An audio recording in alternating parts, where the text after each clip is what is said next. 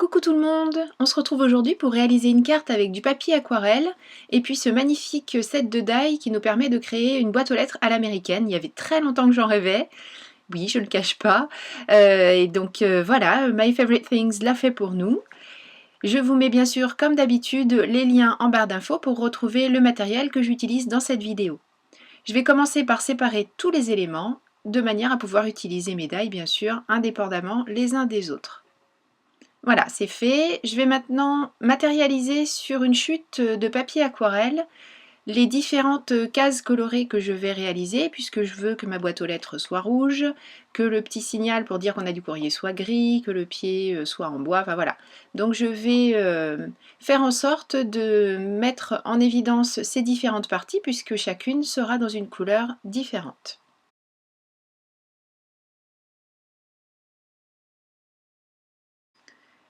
Pour mettre de la couleur, tout simplement, je prends mes feutres aquarellables. Ici, je crayonne sur ma surface de travail non adhérente. Je prends mon stylo réservoir d'eau, enfin mon pinceau réservoir d'eau. Avec un autre pinceau, je vais venir humidifier la surface de mon papier. Alors, il ne s'agit pas de détremper, hein, mais juste de mettre un peu d'eau. Et vous allez voir qu'ensuite, quand je vais venir poser la couleur avec mon pinceau à réservoir d'eau, celle-ci va se diffuser en suivant l'eau qui est déjà présente sur le papier.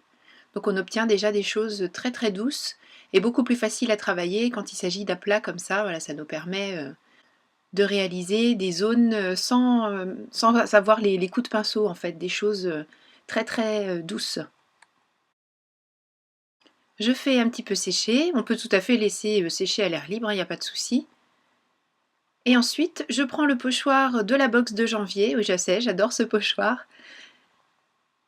Je le place sur ma surface colorée et à l'aide d'une lingette, ou on pourrait très bien tout simplement prendre un chiffon humide, je vais venir passer dans les petites marques du pochoir, ça va venir manger la couleur et donc créer un motif. Bon, malheureusement à la caméra là j'arrive pas vraiment à capter ce motif, mais je vous assure que dans la vraie vie c'est vraiment très joli et quelquefois ce sont les détails les plus doux et les plus subtils qui font toute la différence dans une création, donc ça vaut le coup. Je fais la même chose ici pour ce qui sera ensuite le bois. Et là pour l'herbe, je vais faire exactement la même technique, mais je vais utiliser deux teintes de vert. Donc j'ai d'abord pris un vert relativement clair. Ensuite, j'ai pris un vert beaucoup plus soutenu, de manière à créer deux tonalités ensemble. Comme mon papier est humide, elles vont se fondre l'une dans l'autre et on va avoir un dégradé vraiment très très joli, tout en subtilité. Donc c'est une carte toute douce. Une dernière petite couleur ici, c'est le gris. Et vous voyez le fait de travailler sur cette surface non adhérente, d'abord je protège mon bureau, et en plus je n'ai aucun problème de nettoyage, ça se fait vraiment super rapidement et très proprement. Pour donner un effet bois, j'utilise une planche de texture Bobeni, toujours sous la surveillance de mon petit compagnon à quatre pattes fan de scrap. Et je place les différents éléments de die que je souhaite découper dans ces couleurs. Je le fixe là tout simplement à l'aide de ruban adhésif, mais on peut tout à fait utiliser du masking tape, enfin voilà, tout ce qu'on veut de manière à fixer tout ça sans abîmer le papier. Voilà, j'ai tout passé dans ma Cuttlebug, qui est elle aussi toujours sur mon bureau, hein, comme le chat. Voilà, ce sont deux compagnons inséparables de ma table de scrap. Vraiment la Cuttlebug, je pourrais plus m'en passer maintenant, impossible. Bon, c'est très bien tout ça, j'ai tous mes éléments pour la boîte aux lettres, mais sur quoi est-ce qu'on va l'installer? Je vais réaliser un fond sur toujours le papier aquarelle Crafters Companion, parce que je l'adore par sa blancheur, vraiment c'est très agréable d'avoir un papier aquarelle blanc, très blanc. Et je le fixe toujours sur mon tapis de travail non adhérent, cette fois-ci avec du masking tape, mais c'est parce que j'en avais sous la main et puis je regrette un peu parce que ce masking tape, je l'adore, donc mais bon, il m'en reste suffisamment pour réaliser des créations avec, et puis c'est pas parce que je l'utilise là qu'il va être abîmé, je vais pouvoir l'utiliser par la suite. Et pourquoi je le fixe? Bon, déjà pour que je puisse travailler sans que ça bouge, mais aussi pour créer un rectangle blanc, un cadre, sur mon futur fond de carte. Cette fois-ci, je vais travailler un petit peu différemment puisque je vais poser mon feutre aquarellable directement sur mon papier, puisque ce sont des feutres, hein, on peut tout à fait crayonner comme avec n'importe quel feutre. Et je viens étaler ma couleur avant qu'elle ne sèche à l'aide de mon pinceau et de l'eau bien sûr. Et j'en profite pour mettre de l'eau sur toute la surface de mon papier. Alors le chat n'était pas tout à fait d'accord, lui il l'aurait pas fait comme ça. Bon, je suis restée sur ma lancée et finalement il a fini par être d'accord avec moi, donc tout va bien. Enfin tout va bien. Il a le droit d'avoir une autre opinion que la mienne, hein, mais... En fait ce qui lui plaît beaucoup c'est que ça fait du bruit quand on passe sur le papier, donc, et puis ça bouge vite, donc ça c'est assez génial.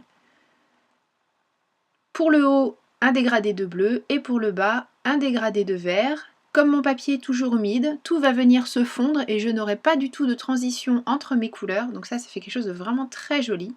Là j'utilise un vert encore différent. Une fois de plus, hein, à la caméra c'est très difficile de vous le montrer. Mais dans la réalité, c'est vraiment très joli.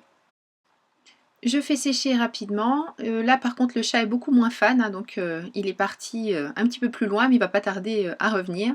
J'enlève mon scotch et vous voyez, j'ai bien réussi à matérialiser le cadre blanc et la surface colorée qui se trouve vraiment à l'intérieur des pointillés, puisque je ne vous l'ai pas dit, mais ça a été découpé avec le die Blueprint 27 de chez My Favorite Things. Un de mes préférés, c'est vrai, je l'admets. En fait, je suis très très fan de cette marque, tout simplement. Hein. Je crois que c'est comme ça qu'il faut résumer les choses. Pour créer un peu de volume, mais vraiment très légèrement, je vais découper à nouveau la partie, le die que vous avez vu, là c'est la petite partie qui est sur la droite, pour donner un effet de profondeur, et ça toujours dans ma chute de papier aquarelle. Je vais donner des effets d'ombre avec une distress, à savoir la Candied Apple. J'aurais très bien pu le faire avec mes feutres aquarellables, hein, mais là j'avais vraiment envie de souligner aussi les tranches, donc c'était quand même beaucoup plus facile de le faire avec ma distress. Et je n'oublie pas bien sûr les tranches blanches du papier supplémentaire que j'ai découpé pour faire mon épaisseur. Je peux commencer à assembler tout ça en mettant les choses au bon endroit. Voilà, c'est beaucoup mieux puisque c'est pour créer une épaisseur un peu comme on pourrait le faire avec de la mousse. Donc autant le mettre correctement. Et là j'oublie, mais j'aurais pu, puisqu'après je vais glisser des lettres dans ma boîte aux lettres, j'aurais pu commencer à les coller là, les enveloppes aussi, ça aurait été pas mal. Mais vous allez voir, je me débrouille après avec les die.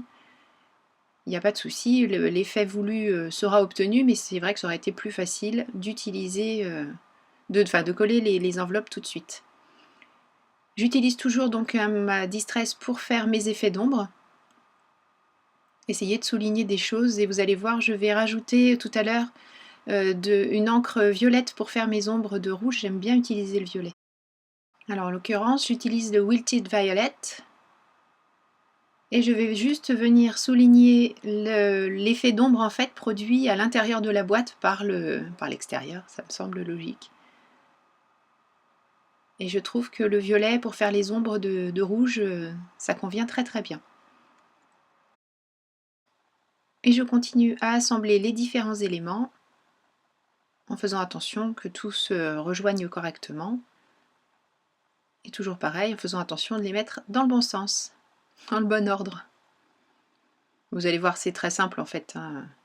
Il n'y a rien de sorcier du tout, c'est juste qu'une fois de plus, je n'étais pas très bien réveillée. Donc je mets le poteau en bois, ensuite la boîte aux lettres. Là, j'aurais pu aussi la coller sur de la mousse adhésive pour donner un petit peu plus de relief.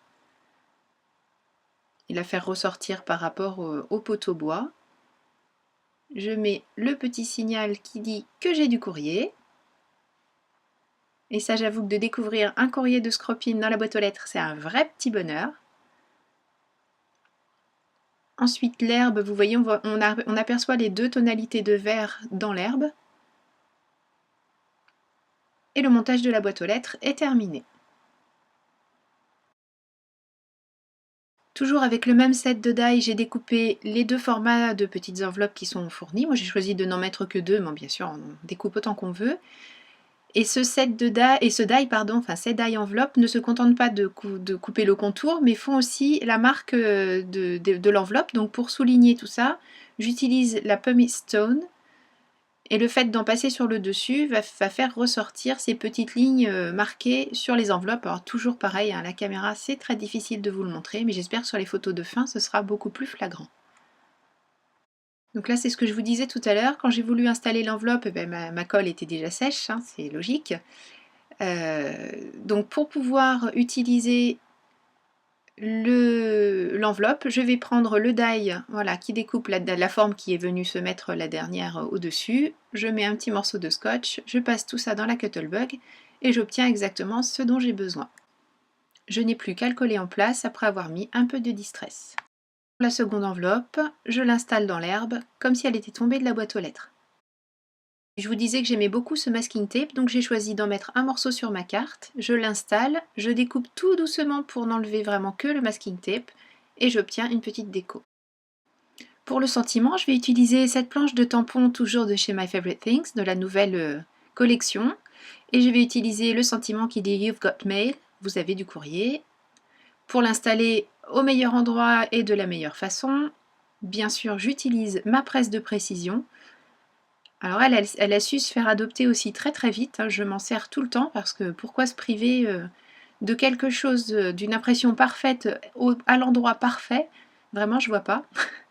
Donc j'utilise la presse de précision, je mets le tampon sur ma carte à l'endroit où je veux qu'il soit au final, je referme le couvercle, j'ancre, je referme à nouveau le couvercle, mais cette fois-ci pour réaliser mon impression qui sera parfaite et au bon endroit. Pour avoir une impression vraiment fine, là j'utilise l'encre Versafine justement, elle porte bien son nom. Et je vous rappelle que c'est une encre que l'on utilise aussi avec les techniques à l'eau. Et voilà, mon sentiment vraiment impeccablement imprimé. Moi je trouvais qu'il manquait un petit quelque chose sur le masking tape, donc toujours dans le même set de die, on a un petit cœur. J'ai mouillé la surface d'une chute de papier aquarelle. Je mets à nouveau du feutre aquarellable sur ma surface de travail, sur mon tapis non adhérent, et je vais découper ce petit cœur pour venir le rajouter, après l'avoir bien sûr à son tour ancré avec, sur les bords avec l'encre Distress Candied Apple comme la boîte aux lettres. Des petits détails au stylo gel blanc, comme je vous le disais en début de vidéo, c'est parfois les petits détails qui nous paraissent les plus insignifiants qui en fait vont faire toute la différence. Bien sûr, mon pinceau pailleté Spectrum Noir. Lui, c'est pareil, hein, il ne quitte pas le bureau.